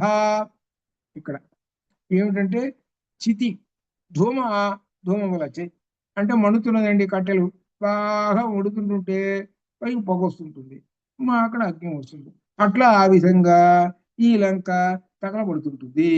తగలబడి వ్యాకులమై గ్రద్దల సమూహంతో గ్రద్దలు అందరూ చేరి వీళ్ళందరూ పిక్కు తింటారు అని చెబుతుంది. వీళ్ళందరూ చస్తారు అని చెబుతుంది. అచిరేణైవ కాలేన ప్రాప్స్యామేవ మనోరథం దుష్ప్రస్థానోహం ఆఖ్యాది సర్వేషాం ఓ విపర్యయం. రాక్షస స్త్రీలారా అచిర కాలంలో నా మనోరథం తీరును. రామచంద్రమూర్తి వస్తాడు. ఏమనుకుంటున్నారో మీ దుర్మార్గమునకు మీరందరికీ తప్పక కీడు సంభవిస్తుంది. మీ ఇష్టం మీకందరికీ కీడు కలుగుతుంది. కాబట్టి నా మనసు ఈ విధంగా చెబుతున్నది. ఓ రాక్షస స్త్రీలారా నన్ను ఎంత బాధ పెడుతున్నారో మీరు. యాదృశానీహ దృశ్యంతే లంకాయాం అశుభాని వై అచిరేణ తు కాలేన భవిష్యతి హతప్రభ. ఈ లంకలో అశుభ శకునములు అనేకలు కనబడుతూ ఉన్నాయి నాకు. ఈ కారణమిచే ఈ లంక అచిర కాలంలోనే కాంతి విహీనమైపోతుంది. బంగారు లంక ఇది. అటువంటిది బంగారు లంక కాదు, నల్లటి లంకలాగా తయారైపోతుంది. నూనం లంకాహతే పాపే రావణే రాక్షసాధమే శోషం యాసది దుర్ధర్ష ప్రమద విధవా యథా. పాపాత్ముడు రాక్షసాధముడే రావణాసుడు సంహరింపబడగానే ఈ లంక భర్త లేని స్త్రీ వలె శుష్కిస్తుంది. ఇది తీస్తే ఏమో నాశనం అయిపోతుంది ఈ లంక అని చెబుతుంది. మొట్టమొదట్లోనే నా 3వ సరుకులోనే లంకిని చెప్పింది. అది లంకకి చేటు మూడింది. నువ్వు ఎప్పుడైతే వస్తావో అప్పటి నుంచి ప్రారంభం అవుతుంది ఈ లంకకి అని చెప్పింది అక్కడ. కాబట్టి ఈ లంకకి చేటు మూడింది అనేటువంటి విషయం ఈమె మరలా చెబుతున్నది అనమాట. ఇట్లా పుణ్యోత్సవ సముద్ధాత నష్టభర్త్రి సరాక్షసి భవిష్యతి పురి లంక నష్టభర్త్రి యథాంగన. ఆ రావణాసురుడు రాక్షసులు మరణించగానే కేవలం రాక్షసులతో నుండి భర్త మరణించిన స్త్రీ వలె ఈ లంకా పట్టణము ఎటువంటి పుణ్యకార్యములకు నోచుకోలేక దూరంగా ఉంటుంది. ఏమాత్రము మంచి కార్యాలు ఉండవు, అంతా నాశనం అయిపోతుందంటూ నూను రాక్షస కన్యానాం వదంతీనాం గృహే గృహే శ్రోష్యామి అచిరా దేవా దుఃఖార్తామి గధ్వనిం. అచిర కాలంలో లంకాపట్నంలో ప్రతి గృహంతో రాక్షసులు ఏడుస్తూ ఉంటారు. వారి దుఃఖార్తి ధ్వని మీరు తప్పక వింటారు. ఓ రాక్షసులారా నన్ను ఇబ్బంది పెడుతున్నారు, కత్తులు కఠాలు చంపేస్తా ఉంటున్నారే, తొందరపడకండి, తొందరగా అందరూ ఏడుస్తారు మీరందరూ అంటున్నారు. స్థాంధకారాహత ద్యోత హత రాక్షస పుంగవ భవిష్యతి పురీ లంక నిర్దగ్ధ రామ సాయకై. రాముడు ఈ లంకాపురి తన బాణాగ్ని దహించి వేసేస్తాడు. అప్పుడు ఈ లంకలో రాక్షస వీరులందరూ మరణిస్తారు. ఇక లంక కాంతి విహీనమై అంధకారంలో ఉంటుంది. నిర్దగ్ధ రామ సాయకై రామ సాయకై రామ బాణముల చేత నిర్దగ్ధ దహింపబడుతుంది ఈ పురీ లంక అని చెబుతున్నది. ఇది నామ సూరో మాం రామో రక్తాంతలోచన జానీయాత్ వర్తమానాం రావణస్య నివేశనే. సూర్యుడు రక్తాంతలోచనుడు అయినటువంటి రాముడు ఒక మాట చెప్పాడు ఇక్కడ. రక్తాంతలోచనుడు, కోపం వచ్చినప్పుడు కళ్ళు ఎర్రబడతాయి, ఇది సహజం. ఆయన కోపం వచ్చినప్పుడు ఎర్రబడతాయి. అంత క్రితం దాకా ఎలా ఉంటాయి ఈయన కళ్ళు అంటే పద్మం వంటి కన్నుల వలె ప్రశాంతంగా ఉంటాడు. ఇప్పుడు ఆ కళ్ళు ప్రశాంతంగా ఉండవు, అగ్ని వలె ఉంటాయి. అయిన రాముడు నేను రావణ గృహంలో ఉన్నదానిగా తెలుసుకున్నాడో లేదో మరి అని అనుకుంటూ అనేనతు నిసంశయన రావణేనాథనే నాథమేనమే సమయోయస్తు నిర్దిష్ట తస్య కాల అయం ఆగత. క్రూరుడు అధముడైన ఈ రావణుడు నాకు విధించిన 2 నెలలు పూర్తి కావస్తూ ఉన్నది. ఇక్కడ 2 మాసములు, అదే 2 మాసములు పూర్తి కావస్తూ ఉన్నది. ఏమిటి ఈ మాట అంటున్నది? అంత క్రితం ఆయన వచ్చినప్పుడు నీకు 2 నెలలు ఇచ్చాను టైం అని అన్నాడు కదా, మరి 2 నెలలు అయిపోవస్తున్నది అని అన్నది. జరిగింది ఒక్కరోజే కదా, ఏమిటి? ఒక పెద్ద విశేషం. పైన ఆ వృక్షం మీద కూర్చొని ఆయన చూస్తున్నాడు కదా, అన్ని వింటున్నాడు కదా, ఎవరు హనుమ వింటున్నాడు కదా, నీకు 2 నెలలు టైం ఇస్తున్నాను అనే విధంగా అన్నాడు కదా. మరి ఇక్కడ ఏంటి 2 నెలలు అయిపోవస్తుంది, ఇంకేముంది, చంపేస్తాడు అని అనుకుంటుంది. 2 మాసములు పూర్తి కావచ్చుచున్నది కదా అంటే అర్థం ఏమిటి, ఈ ఒక్కరోజే 2 మాసములాగా ఆమె కనబడుతుంది అలా అని అర్థం అనే భావం ఇక్కడ తీసుకోవాలన్నమాట. తస్య కాలః అయం ఆగతః సమయో యస్తు నిర్దిష్టః రావణేన అథ మేనమే అనేన తు నృశంసేన. ఆయన కాలం పెట్టినటువంటి 2 నెలలు అయిపోవస్తుంది కదా అని చెబుతూ ఇక్కడ ఒక విశేషం ఉంది. 34వ శ్లోకం దగ్గర నుంచి 37వ శ్లోకం దాకా ఇవి కొన్ని రామాయణాల్లో లేవు. రామాయణం గురించి ఒకసారి వివరం చెప్పేస్తారు. ఏమిటంటే బ్రిటిష్ వాళ్ళు మన దేశానికి వచ్చినప్పుడు వాళ్ళు ఈ మొత్తం గ్రంథాలన్నింటి తాళపత్ర గ్రంథాలన్నింటిని కూడా సేకరించారు. వాళ్ళు అన్ని సేకరించారు, కొన్నారు కూడా. చాలా మంది దగ్గర, బ్రాహ్మణుల దగ్గర ఉంటే కొన్నారు. అట్లా భారతం, భాగవతం, రామాయణం ఎన్నైతే ఉన్నాయో అన్ని రకాలు అన్ని కట్టలు సంపాదించారు. వాళ్ళు సంపాదించి ఏం చేశారనంటే పండితుల్ని పిలిపించారు. పండితులు కూడా జీతాలు ఇచ్చి పిలిపించి, ఎప్పుడు ఇవన్నీ జరిగింది 1780 నుంచి జరిగింది. వాళ్ళు 1780 నుంచి బాగా 1820, 1830 ఆ ప్రాంతంలో విపరీతమైన శ్రమ చేశారు. ఆ తాళపత్ర గ్రంథాలని పరిశీలించి వీళ్ళు కాగితం మీద రాయాలి. రాసిన తర్వాత అప్పుడు ప్రింట్ చేస్తారు అన్నమాట. ఈ రాసినప్పుడు ఈ రామాయణం లభించింది. ఎట్లా రామాయణం అంటే మెడ్రాస్ చెన్నపట్టణం దగ్గర ఉన్నటువంటి అక్కడ ఒక రేవు వీళ్ళది, ఎవరో ఇంగ్లీష్ వాళ్ళు వచ్చేది, అక్కడ ఒక ఆఫీస్ ఉంది వీళ్ళది. మెయిన్ ఇటు బాంబే, అటు కలకటా, ముఖ్యంగా ఈ సముద్రయానం నుంచి వచ్చారు. అప్పుడు విమానాలు ఎక్కడ ఉన్నాయి, ఇది అనమాట. అక్కడ ఆఫీసులు పెట్టుకున్నారు, మెయిన్ ఆఫీసులు. వీళ్ళు అన్ని సేకరించుకొని చేస్తుంటే ఈ రామాయణంలో కొన్ని చోట్ల కొన్ని శ్లోకాలు ఉన్నాయి, కొన్ని చోట్ల కొన్ని శ్లోకాలు లేవు. కొన్ని చోట్ల 2 లైన్లు ఉన్నటువంటి శ్లోకం ఉంటే ఒక లైన్ కనపట్టల్లా. అది సరిగా అంటే అర్థం ఏంటి, తాళపత్ర గ్రంథం కదా అది. అందుకని ఏం చేశారు ఈ పండితులు, వాళ్ళు సొంతంగా చేర్చేవాళ్ళు కొంతమంది చేర్చారు. కొంతమంది ఏం చేశారు, ఆ ఒక్క లైనే పెట్టేశారు. ఆ ఒక్క లైన్ పెట్టేసి ఇది ఒక శ్లోకం కింద లెక్కేసుకోండి, కొన్ని ఏమో 3 శ్లోకాలను ఒక శ్లోకం కింద లెక్కేసుకోండి, అలా ఉంటాయి మనకి దీంట్లో, అలా ఉంటాయి. అలా రామాయణంలో వీటిని ఏమంటారంటే ప్రక్షిప్తములు అంటారు. ప్రక్షిప్తములు అంటారు అనమాట. ప్రక్షిప్తములు అని అంటే అర్థం ఏమిటి, ఇంకొక రామాయణంలో లేవు, ఇంకొక రామాయణంలో ఉన్నాయి, ఇవి ఎవరో చేర్చారు, ఒరిజినల్స్ ఏమిటో కాబట్టి ఒక రామాయణంలో ఉన్నటువంటి వాటిని చేర్చారు. అందుకనే ఇక్కడ మనకు ఒక సందేహం వస్తుంది, ఏమిటంటే 2 నెలలు అయిపోవస్తున్నది అని. కాబట్టి ఇక్కడ ఇది అతకదు, ఇది ఈ విషయం అతకదు. ఇక్కడ 2 నెలలు అంటే అంత క్రితమే కదా, ఆయన పొద్దునే కదా చెప్పిన, గంట కూడా కాలేదు. ఆయన చెప్పి గంట కూడా కాలేదు, పొద్దున్నే వచ్చేసాడు, 6 వచ్చాడు, 2 నెలలు టైం అన్నాడు, గంట కూడా కాలేదు, అప్పుడు 2 నెలలు అయిపోతున్నది అని అన్నది కదా. అందుకని వీటిని ప్రక్షిప్తాలు అంటారు అనమాట. వీటిని 34 నుంచి 37 దాకా ఇట్లా అనమాట. ఇంకా ఏం చెబుతున్నారంటే దీనిలో అకార్యం ఏ నజానంతి నైధృతా పాపకారిణ అధర్మాతు మహోత్సాహో భవిష్యతి సాంప్రతం. పాపకార్యములు చేయు రాక్షసులు ఏది కార్యమో ఏది అకార్యమో తెలియదు వీళ్ళకి. వీరు చేసిన అధర్మముల వలన ఇప్పుడు మహా ఉపద్రవం వస్తున్నది. నైతే ధర్మం విజానంతి రాక్షస పిశితాశనా ధర్మం మా ప్రాతరాశార్థే రాక్షస కల్పయిష్యతి. పచ్చి మాంసం తినేటువంటి రాక్షసులకు ధర్మం అసలు తెలియదు. రాక్షస రావణుడు నన్ను ప్రాతకాల భోజనార్థం ఆరగిస్తాడు. సాధం కథం కరిష్యామి తం వినా ప్రియ దర్శనం రామం రక్తాంతనయనం అపశ్యంతి సుదుఃఖిత. రామ ప్రియదర్శనుడు రాముడు లేకుండా ఏమి చేయగలను నేను, ఎర్రని నేత్రాంతములు గల రాముని దర్శించకపోవటచే నేను చాలా దుఃఖంగా ఉన్నాను. ఎర్రని నేత్రాంతములు అని అంటున్నది. అంటే అర్థం ఏమిటి, ఇక్కడ పద్మములు అంటే కన్నులు అని అర్థం అట్లా వస్తుంది అని చెప్పిన తర్వాత ఇంతవరకు ప్రక్షిప్తంలో ఉన్నది. ఈ భాగాన్ని మనం పక్కన పెట్టేసుకోవచ్చు అర్థం చేసుకున్నాకి.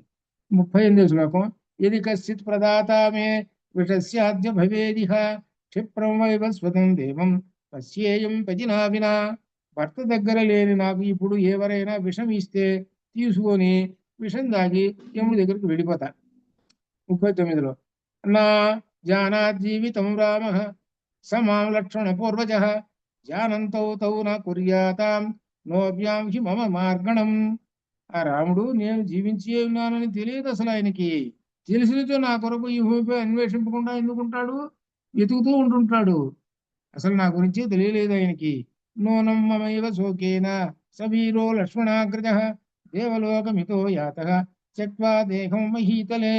నా ఎడబాటుచే వీరుడు లక్ష్మణాగ్రుడైన రాముడు శోకముతో కృంగిపోయి భూలోకములో దేహమును విడిచి దేవలోకము వెళ్ళి రాముడు చనిపోయి ఉంటాడు. నాకు అనుమానం వేస్తున్నది. అసలు దుఃఖం చేతి ఏడ్చి ఏడ్చి ఏడ్చి రాముడు నా కోసం ఏడ్చి ఏడ్చి చచ్చిపోయి ఉంటాడు. చచ్చిపోయినప్పుడు ఎక్కడికి పోతాడు ఆయన? స్వర్గలోకం పోతాడు. ఆ స్వర్గలోకం పోయినప్పుడు ధన్యా దేవ సగంధర్వా సిద్ధాశ్చ పరమర్షయ మమ పశ్యంతి ఏనాథం రామం రాజీవలోచనం. కూడా విశేషమైనటువంటి చెప్తున్నాడు. స్వర్గలోకంలో దేవతలందరూ అనుకుంటున్నారు రామచంద్రమూర్తి అంటేనే శివుడికి మహా ఇష్టము, ఆయన చూస్తూ ఉంటుంటాడు. మేము అసలు రాముడిని అసలు చూడలేదు, రాముని చూడాలని అనుకుంటున్నారట. స్వర్గానికి వచ్చాట రామచంద్రమూర్తి. వచ్చినప్పుడు వాళ్ళందరూ సగంధర్వాహ దేవాహ సిద్ధాశ్చ పరమర్షయ పశ్యంతి, వాళ్ళందరూ చూస్తున్నారు. ఎంతటి అదృష్టవంతులో కదా వాళ్ళు. ఆ గంధర్వులు దేవతలు వాళ్ళందరూ నా నాథుడైన రామచంద్రమూర్తిని చూస్తున్నారు కదా. రామం రాజీవలోచనం. ఇక్కడ ఒక విశేషము ఏమిటంటే 1000 శ్లోకాలు నానాథుడైన రాముడు రాజీవలోచనుడు గంధర్వుడు గాయత్రీ మంత్ర బీజాక్షరము ఈ శ్లోకారంభములో ఉన్నది. ధన్యా దేవాస గంధర్వా సిద్ధాచ పరమర్షయ మమ పశ్యంతి ఏ నాథం రామం రాజీవలోచనం. ధన్యా దేవాహ, రాముడు రాజీవలోచనుడు అటువంటి నాథుని దేవలోకములో దేవతలు గంధర్వులు వీళ్ళందరూ కూడా చూస్తూ ఉన్నారు. ఇక్కడ ఒక విశేషము 24,000 శ్లోకాలు మొత్తం రామాయణం అంతా 24,000 చిల్లర ఉన్నాయి. కరెక్ట్ 24,000 అని కాదు, 24,000 చిల్లర. 24,500 600 వస్తాయి కానీ జనరల్ గా 24,000 అంటారు. ఈ 24,000 ఏమిటంటే ప్రతి 1000కి ఒక అక్షరం. గాయత్రి మంత్ర బీజాక్షరం వస్తుంది. గాయత్రి మంత్రంలో ఉన్న అక్షరాలు ఎన్ని? 24. 24కి ప్రతి 1000కి ఒక అక్షరం. తత్సవితుర్వరేణ్యం ఉందనుకో, తాకి ఒక 1000 అట్లా అనమాట. ఆ విధంగా వరుసగా 24 బీజాక్షరాలకి 24,000 శ్లోకాలు రామాయణంలో ఉన్నాయి. కాబట్టి రామాయణం అంటే గాయత్రి మంత్రం ఈజ్ ఈక్వల్ టు రామాయణం. అనగా రామాయణం మనం చదువుతున్నామంటే ఈ శ్లోకాలు గాయత్రి మంత్రాన్ని చదువుతున్నాము అని అర్థము. అది అర్థం. ఇందులో 24 శ్లోకాలు 24 అక్షరాలు. దీనిలో చెప్తున్నది ఏంటంటే గాయత్రి మంత్ర బీజాక్షరం ఈ శ్లోకం 14వ అక్షరము. గాయత్రి మంత్రంలో 14వ అక్షరం ఏమిటి లెక్క పెట్టుకోండి. ధా వస్తుంది. అదేనమాట గాయత్రి మంత్రం.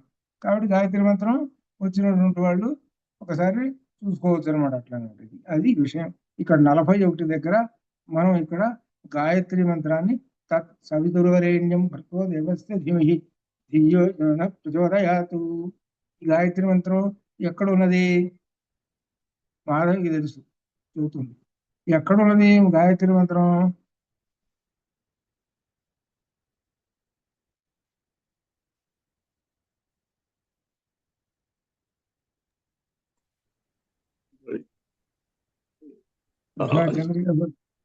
కృష్ణారావు గారు మీకు తెలిసి ఉంటుంది.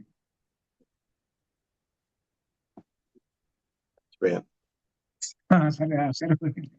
గాయత్రి మంత్రము ఏమిటంటే చాలా గొప్ప మంత్రము. ఋగ్వేదంలో 3వ మండలంలో ఉంది. ఆ ఋగ్వేదంలో 3వ మండలం 121వ మంత్రం. 121వ మంత్రం. ఈ మంత్రం ఋగ్వేది గాయత్రి మంత్రము సామవేదంలోకి చేరింది, యజుర్వేదంలో చేరింది, అథర్వ వేదంలోకి చేరింది గాయత్రి మంత్రం.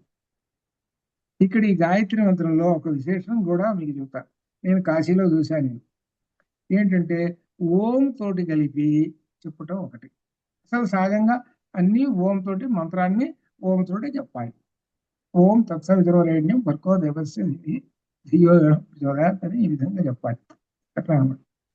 అలా చెప్పాలి. ఓం లేకుండా లెక్క పెడితే 24 ఉంటాయి. లెక్క అదే రావాలి. ఓం లేకుండా ఓం అనేది యాడ్ చేసుకునేటువంటిది. అది జనరల్ పాయింట్ అనమాట. అది ఓం అనేటువంటి ప్రణవాన్ని జనరల్ పాయింట్ అనమాట. ప్రతి మంత్రాన్ని యాడ్ చేసుకోండి అన్నారు. ఇప్పుడు తత్సవితుర్వరేణ్యం అనేటువంటి దాన్ని రాసుకొని లేకపోతే చూసి లెక్క పెట్టుకోవాలి. లెక్క పెట్టుకుంటే 24 వస్తాయి. సరే, అయితే ఏమిటంటే ఇంకొక విశేషము, నేను ఓం తోటి కలిపితే 25 అవుతాయి. అందుకని నేను కాశీలో ఒక ఆయన చదువుతుంటే చూసి ఓహో దీన్ని కనిపెట్టాలని అనుకున్నాను. ఏమిటంటే ఒక శబ్దం దగ్గర గాయత్రిలో తత్సవితురు వరేణ్యం వరేణ్యం నాకు యావత్తు 0 వరేణ్యం. అక్కడ ఏం చేసాడు అనమాట, తత్సవితురు వరేణ్యం దగ్గర నియం అక్కడ విభగొట్టేసేసి ఒక అక్షరాన్ని తగ్గించేసేసాడు. తగ్గించి ఓం తోడు కలిపి 24 చేశాడు. అలా చెప్తుంటారు. సరే, ఏదైతే ఏమి, కానీ ఒరిజినల్ గా ఏంటంటే మనకు ఋగ్వేదంలో ఉన్నది 24 అక్షరాలతో తత్సవితుర్వరేణ్యం భర్గో దేవస్య ధీమహి ధియో యో నః ప్రచోదయాత్. నా దగ్గర ఉన్న ఋగ్వేదం చూసినటువంటి వారు, ఋగ్వేదం అంటే వేద పుస్తకం, 10 కిలోల బరువు ఉన్న పుస్తకం. మా ఇంటికి వచ్చిన వాళ్ళు అందరూ చూశారు. దానిలో కూడా చూపించే మంత్రాలు ఎక్కడెక్కడ ఉన్నాయోనని. నాగరీ లిపిలో ఉంటుంది అనమాట. 10 కిలోల బరువు అది. ఇది ఆ వేదం అట్లా 4 వేదాలు ఉంటాయి అనమాట. ఎందుకంటే మనం ఈ గాయత్రి మంత్రాన్ని గురించి ఈ సందర్భంలో తెలుసుకోవాలన్నమాట. ఇది రామం రాజీవలోచనం. ఇక్కడ విశేషం ఏంటి, 24,000 శ్లోకాలలో ఇప్పుడు ఇది 14వది, అనగా 13,000 శ్లోకాలు పూర్తయినాయి అని చెబుతూ ఇక్కడ 42లో అథవా నహి తస్యార్థో ధర్మకామస్య ధీమతః మయా రామస్య రాజర్షే భార్యయా పరమాత్మనః. ఇక్కడి నుంచి కూడా 42 నుంచి కూడా 47 దాకా కూడా ప్రక్షిప్తాలే. ఇది కూడా ప్రక్షిప్తాలే. ఇది కూడా మనకి ఏంటంటే ఇది చదువుతుంటే కూడా ఒక రకమైనటువంటి సందేహం కూడా వస్తుంది.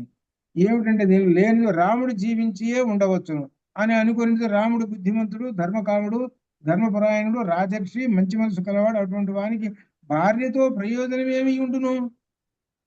ఇక్కడ క్వశ్చన్ వస్తుంది కదా. అందుకని ఇది ప్రక్షిప్తమైంది. అట్లనే దృశ్యమానే భవేత్ ప్రీతి సగుణం నాస్తి అపశ్యత నాశయంతి కృతఘ్నాస్తు రామో నాశి. మీరు ఒకటి గుర్తు పెట్టుకోండి, పారాయణ చేసేటువంటి వాళ్ళు ఉన్నారు చూశారు, ఇక్కడ వీటిని రౌండ్లు చేసుకోండి. ఇది సుందరకాండ పారాయణ చేసేవాళ్ళు ఉన్నారే, వాళ్ళు ఈ లైన్ ఈ నెంబర్లు చెప్పి వాటిని రౌండ్ చేసుకోండి. వాటిని చేయవలసిన పని లేదు అన్నమాట. అట్లా కాబట్టి ఇది ఇది అంత ఇంపార్టెన్స్ కాదు, అది అర్థం అనమాట. ఇది రౌండ్లు చేసుకోండి. ఇట్లా ఇది నేను రాసినటువంటి పుస్తకము ఎవరి పుస్తకం ఆధారంగా రాశానంటే మహానుభావుడైనటువంటి పుల్లెల శ్రీరామచంద్రుడు గారి పేరు విని ఉంటారు. మనకు అంటే కృష్ణారామ గారికి వాళ్ళకి తెలిసి, మిగిలిన వాళ్ళకి మీరు అందరూ తెలియకపోవచ్చు. కాబట్టి వారి యొక్క రామాయణాన్ని ఆధారంగా చేసుకొని నేను రాశాను.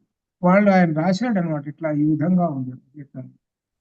అంటే శ్లోక 42 గురువు గారు ఎవరు మాట్లాడుతున్నారు? శ్లోకం ఏది రౌండ్ చేసుకోమన్నారు? 42వ శ్లోకం. నేను 42 నుంచి 47 దాకా రౌండ్ చేసుకోండి. 42 నుంచి 47 దాకా. అంత క్రితం కూడా చెప్పా.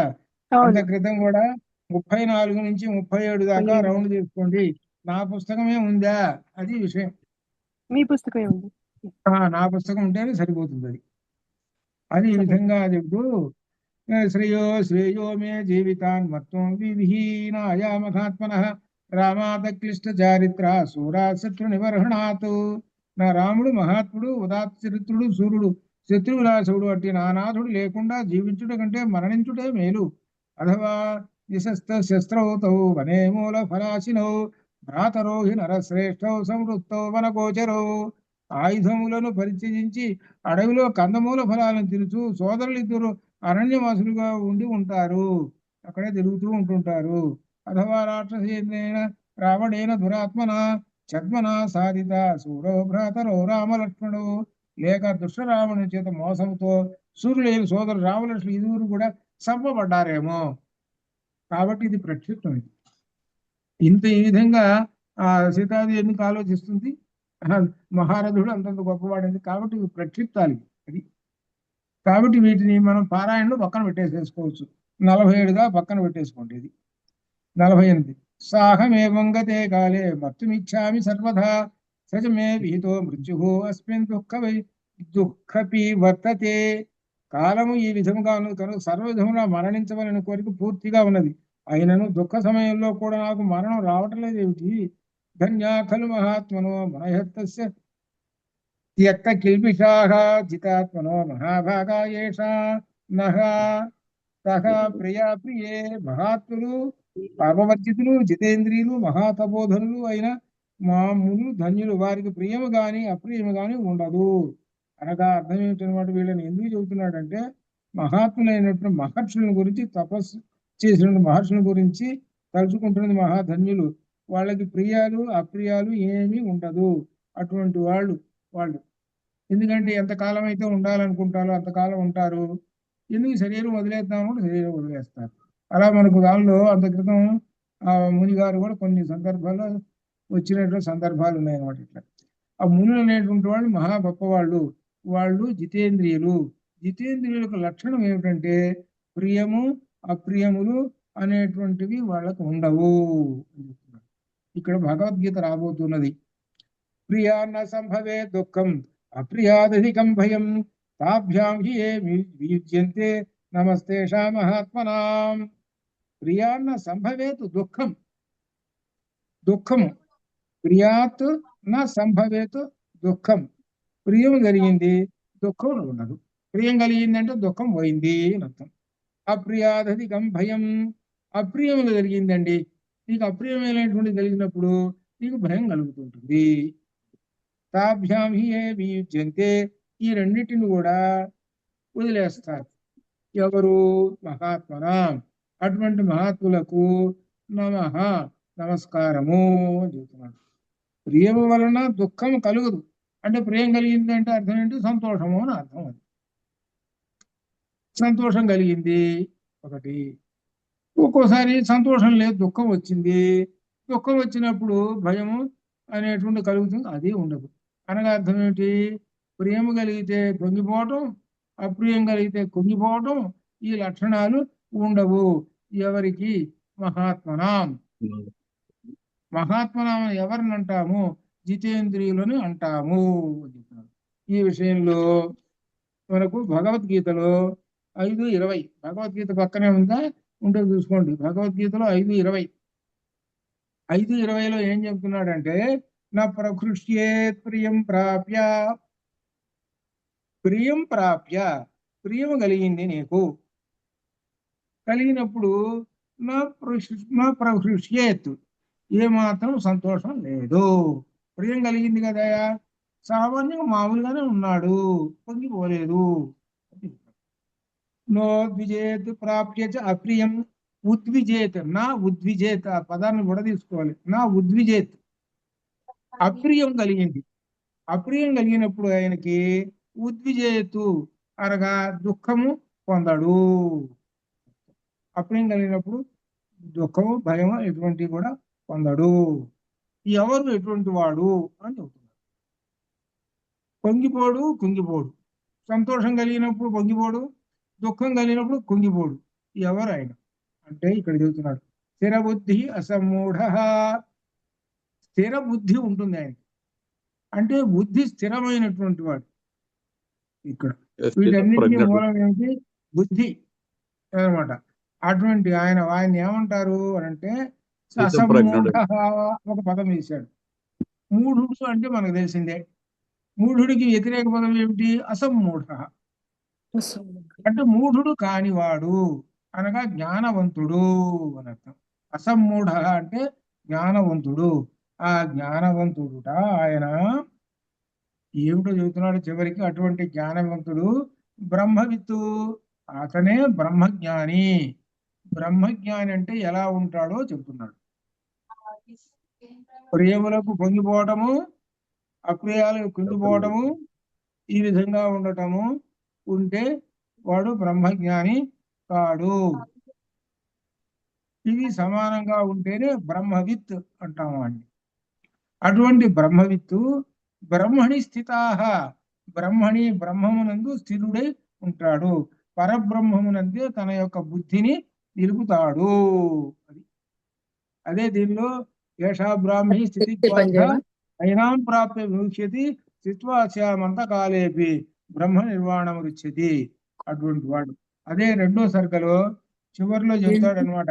ఆ రెండో సర్గ చివరిలో ఆ విశేషమైనటువంటి ఏషా బ్రాహ్మీ స్థితి పార్థ అయినాం ప్రాప్య విముచ్యతి స్థిత్వాస్యామంత కాలేపి బ్రహ్మ నిర్వాణం రుచ్యతి. అటువంటి బ్రహ్మవిత్తు అనమాట ఆయన. బ్రహ్మజ్ఞాని అయినటువంటి వాళ్ళకి ఉండవు అని ఎవరు అంటున్నారు అంటే సీతాదేవి అంటున్నది అని అర్థం. కాబట్టి ఆ బ్రహ్మజ్ఞాని అయినటువంటి వాళ్లకు అనగా జితేంద్రులు అనేటువంటి వాళ్లకు ప్రియాలు అప్రియాలు అనేటువంటి ఉండవు. వాళ్ళు మహాత్మనాం అని ఆమె మెచ్చుకుంటూ ఉన్నది. ఎవరిని? ఆ జితేంద్రియులను మెచ్చుకుంటూ ఇంకా ఏమంటున్నది అంటే 51లో సాఖం త్యక్త్వా త్యక్త్వా ప్రియేణేహ రామేణ విదితాత్మన ప్రాణాన్ తక్ష్యామి పాపస్య రావణస్య గతావశం. మహాత్ముడు నాకు ప్రియుడైన రామునిచే విడువబడి ఇంత దూరంలో ఉన్నాను, చాలా దూరం. ఇక్కడ ఈ పాపాత్ముడైన రావణునకు వశమైతిని కదా, కాబట్టి ప్రాణాన్ త్యక్ష్యామి పాపస్య పాపాత్ముడైన రావణునకు గతావశం వశమైనాను కదా, కనుక నేను ప్రాణాన్ త్యక్ష్యామి ఉదయిస్తాను అంటున్నాడు. రామేణ విదితాత్మన, రామునిచే నేను విడబడుతున్నాను. రాముడు దూరంగా ఉన్నాడు, నేను ఇక్కడ. మా ఇద్దరికి ఎడబాటు వచ్చేసేసింది. ఇక్కడ నేనున్నాను, అక్కడ ఆయన ఉన్నాడు. ఇక్కడ రావణుడికి వశమైపోయినాను, కాబట్టి నేను ప్రాణాలు వదిలేసేస్తాను అని ఒక నిర్ణయానికి వచ్చింది. ఇక ప్రాణాలు వదిలేసేయాలి. ప్రాణాలు వదిలేయడానికి ఇంత క్రితం ఉంది. విషం ఎవడన్నా ఇస్తే తాగొచ్చు, విషం తాగితే సరిపోతుంది. మరి ఎవడిస్తాడు? ఎవడగా విషం? ఎట్లా? వాళ్ళేమో రాక్షస స్త్రీలేమో నరుకుతాం, పొడుస్తాం, నేను తింటాం, వండుకుంటాం, కూర వండుకుంటాం, ఓ ఎన్ని చెప్పారు. సరే తినండి, కోసుకొని తినండి, ఇష్టమే. కానీ వాళ్ళు తినరుగా, చంపరుగా. మళ్ళీ ఏంటి భయపెట్టడం? చంపితే ఎట్లా? దీనిలో ఉన్నటువంటి రహస్యం. అందులో వాళ్ళ చంపరు, నన్ను ఏడిపిస్తుంటారు, నేను ఏడుస్తుంటా. ఇంత గందరగోళం ఉంది. ఇప్పుడు అత్యంత విశేషమైనటువంటి 27వ సర్గలోకి చేరుతున్నాం అనమాట. ఇదంతా కూడా చూసినటువంటి, ఈ దృశ్యమంతా చూసినటువంటి ఒక రాక్షస స్త్రీ.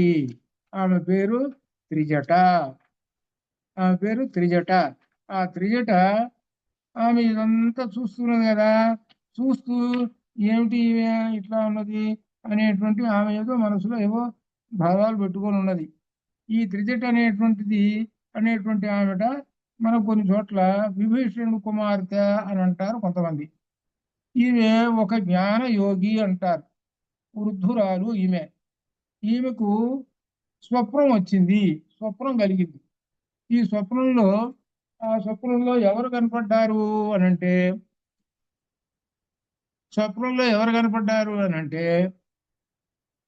గీతలో 15వ అధ్యాయం కనపడది.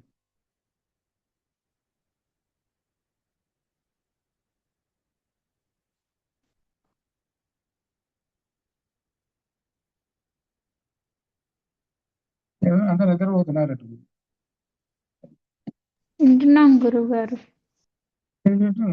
గీతలో 15వ అధ్యాయం అనేది ఎవరు మాట్లాడలేదు. ఏమిటి గీతలో 15వ అధ్యాయం అనేటువంటిది? బాలాజీ లేడు కదా, బాలాజీ ఉంటూ మాట్లాడాడు. ఏమిటి గీతలో 15వ అధ్యాయం అంటే పురుషోత్తమ ప్రాప్తి యోగం. పురుషోత్తమ ప్రాప్తి యోగమే ఇక్కడ వస్తుంది. ఈ త్రిజటా స్వప్న 27వ సర్గ కొన్నింటికి పారాయణకి పనికొచ్చేటువంటి విశేషమైనటువంటి స్వర్గ ఇది. ఈ స్వర్గ సహజంగా దుస్వప్నాలు అన్ని నాశనం అవుతాయి అనే జనరల్ పాయింట్. అది కాకుండా దీనిలో గాయత్రి మంత్రం యొక్క శక్తి ఇందులో నిక్షిప్తమై ఉన్నది. గాయత్రి మంత్ర శక్తి ఇందులో నిక్షిప్తమైనది. ఇందులో ఒక విశేషం కూడా ఉన్నది. త్రియట అనేటువంటి మాటకి అర్థం కూడా వస్తున్నది. దీనిలో విశేషమైనటువంటి గాయత్రి మంత్ర అధిదేవత ఎవరు అనగా రామచంద్రమూర్తి. 3 పాదముల గాయత్రి మంత్రం ఎవరంటే 3 అక్షరాలు. పాదానికి ఎన్ని అక్షరాలు ఉంటాయి? గాయత్రి మంత్రంలో 8 ఉంటాయి. 3 24 ఉంటాయి అన్నమాట. ఈ గాయత్రి మంత్రం ఏమిటంటే, నా గాయత్రి పరం మంత్రం. చాలా మంత్రాలు ఉన్నాయండి. ఆ మంత్రాలన్నిటికల్లా గొప్ప మంత్రం ఏమిటి? గాయత్రి మంత్రము. ఎట్లా అనమాట ఇది. దీనిలో ఈ గాయత్రి మంత్రం అని అంటే గొప్ప విశేషం అంటే, గాయంతం త్రాయతే ఇది గాయత్రి.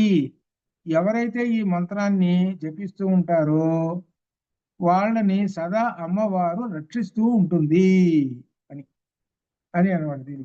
దీనిలో విశేషమైనటువంటి ఉన్నది గాయత్రి మంత్రానికి సంబంధించినటువంటి. కాబట్టి మీరందరూ కూడా ఈ గాయత్రి మంత్రం అనేటువంటి తెలియదుగా, ఈ గాయత్రి మంత్రాన్ని ఉపాసన చేయడం కదా. కాబట్టి మీకు ముందు చెప్పామనుకో ప్రయోజనం ఏముంది? ఏమి లేదు. పోనీ ఆ గాయత్రి మంత్రాన్ని ఉపాసించే వాళ్ళు ఉన్నారనుకోండి, వాళ్ళకి చెప్పామనుకో ప్రయోజనం ఏముంది? ఏమీ లేదు. ఏమి లేదంటే ఏంటి? గాయత్రి మంత్రాన్ని చేస్తున్నారు, చేయటం లేదు, తీసి దెబ్బలో పారేశారు. ఏమో చాలా మంది దెబ్బలో పారేశారు. అదే అనమాట. అటువంటి వాళ్ళు చాలా మంది ఉన్నారు. అదే అనమాట. కాబట్టి ఈ అంటే అర్థం ఏమిటి? మనకెంతో విలువైనటువంటి అంత శక్తివంతమైనటువంటిది వస్తే దానిని కూడా పట్టించుకునేటువంటి వాళ్ళు లేరు, ఏ కొద్ది మందో తప్పక. అటువంటిది ఈ త్రిజటా స్వప్నము రేపు ఒక్క రోజులో పూర్తి కాదు. ఇది దీని యొక్క విశేషార్థాలతోటి ఉన్నటువంటిది. మీకు కూడా అర్థమైతే మీకు కళలో ఎవరొస్తారో తెలుసిన? త్రిజట రాదు. త్రిజట రాదు. ఎవరొస్తారో తెలిసిన 15వ అధ్యాయం వస్తుంది. అంటే ఏది? గీతలో 15 పురుషోత్తమ ప్రాప్తి యోగంలో 15వ శ్లోకం చూసా. అన్యః పురుషోత్తమ ముగ్గురు ఉన్నారండి. దానిలో పురుష ఉత్తమ, పురుషోత్తమ. ఆ పురుషోత్తముడు ఎవరు? ఇది చాలా గొప్ప రహస్యమైనటువంటిది అన్నమాట. ఇది ఇక్కడ ఏమిటంటే విశేషము, కేశవనామాలు ఉన్నాయి. కేశవనామాలు అంటే కేశవేశ్వర, నారాయణేశ్వర, మాధవేశ్వర ఈ విధంగా చెబుతుంటారు కదా ఆలయాల్లో. కానీ ఇంటి దగ్గర కూడా పురుషోత్తమాయ నమః, అధోక్షాయ నరసింహాయ అచ్యుతాయ ఉపేంద్రాయ శ్రీకృష్ణాయ నమః అయిపోయింది. అయిపోయిన తర్వాత సరే ఏమంటే ఇది బాగానే ఉంది, రామాయణం బాగా వచ్చు కదా. మరి రామాయణంలో రామచంద్రమూర్తి అంత గొప్పవాడు కదండి. కాబట్టి ఒక నామం తీసేసి 24లో ఒక నామం తీసేసి రామ చదువుతామండి అన్నట్టు ఒక ఆయన. రామ చదువుతామండి అన్నట్టు ఒక ఆయన. రాముడు అంత గొప్పవాడు కదండి అనేటప్పటికి ఏమన్నట్టు కాళిదాస్ గారు వచ్చారు. మీకు బుద్ధి కాస్త పాడైపోయింది కదా మీకు బుద్ధి. గాయత్రి మంత్రాన్ని చదువుకుంటున్నారా అసలు మీరు? అసలు రామాయణ సంఖ్య చదివారా మీరు? రామాయణంలో ఉన్నటువంటి రాముడు ఎవరో తెలిసిన? గీతలో చెప్పిన పురుషోత్తముడు రా. పురుషోత్తముడు ఈజ్ ఈక్వల్ టు రామ. అక్కడ మనకు కేశవనామాల్లో పురుషోత్తమ వస్తున్నదంటే రామ అంటున్నామని అర్థం రా అని చెప్పి. ఓరి నాయన ఇంత ఉందా విషయం. మరి ఏమిటి మరి గీత అసలు చదివారా మీరు బాగా? రామాయణంలో ఏం చెప్పాడు బ్రహ్మదేవుడు? త్వం పురుషోత్తమ అని చెప్పాడు. హే రామచంద్ర త్వం పురుషోత్తమ త్వం విష్ణు అని చెప్పుకుంటూ వచ్చాడు. ఇక్కడ దీనిలో ఉన్నది కదా, రామాయణంలోనే ఉన్నది కదా. నీకేం బాధ? రామాయణంలో ఏమున్నది? పురుషోత్తముడు ఎవరనగా రాముడు. పురుషోత్తముడు అనగా ఎవరు? పరబ్రహ్మ స్వరూపము. ఇది మనకు 15వ అధ్యాయంలో 20 శ్లోకాలు అత్యంత విశేషమైనటువంటివి. శుభకార్యముల సందర్భంలో 15 అధ్యాయాల్లో ఈ ఒక్క అధ్యాయం చదివితే సాక్షాత్తుగా పరమాత్మను అనగా భగవద్గీతలో 15వ అధ్యాయాన్ని కనుక చదివితే సాక్షాత్తుగా రామచంద్రమూర్తికి నమస్కారం చేశాము అనగా పరబ్రహ్మమునకు నమస్కారం చేశాం. 15వ అధ్యాయంలో ఉన్న ఒక 7-8 శ్లోకాలు ముఖ్యం. మొత్తం అధ్యాయం అంతా చదవాలనుకోండి, అదే అనమాట ఇది. కాబట్టి రేపు ఏం చేస్తారంటే 15వ అధ్యాయం ఒకసారి చదువుకోండి. చదువుకొని దాని యొక్క భావాలు కూడా అర్థం చేసుకోండి. అక్కడ 3 పురుషులు వస్తారు. 3 పురుషుల్లో 3వ పురుషుడు ఎవరు అంటే రామ, పురుషోత్తమ, పురుష ఉత్తమ, పురుషోత్తమ. ఇది అత్యంత ప్రధాన త్రిజగా స్వప్నం వస్తున్నది. కాబట్టి ఈ త్రిజగా స్వప్నాన్ని రేపు మనం దర్శించుదాము. అట్లా అందుకని అనమాట. అంతవరకు శుభం భూయాత్తు. ఓం పూర్ణమద పూర్ణమిదం పూర్ణాత్ పూర్ణముదచ్యతే పూర్ణస్య పూర్ణమాదాయ పూర్ణమేవావశిష్యతే. శుభోమా సద్గమయ తమసోమా జ్యోతిర్గమయ మృత్యోర్మా అమృతంగమయ. ఓం శాంతి శాంతి. శుభం భూయాత్తు.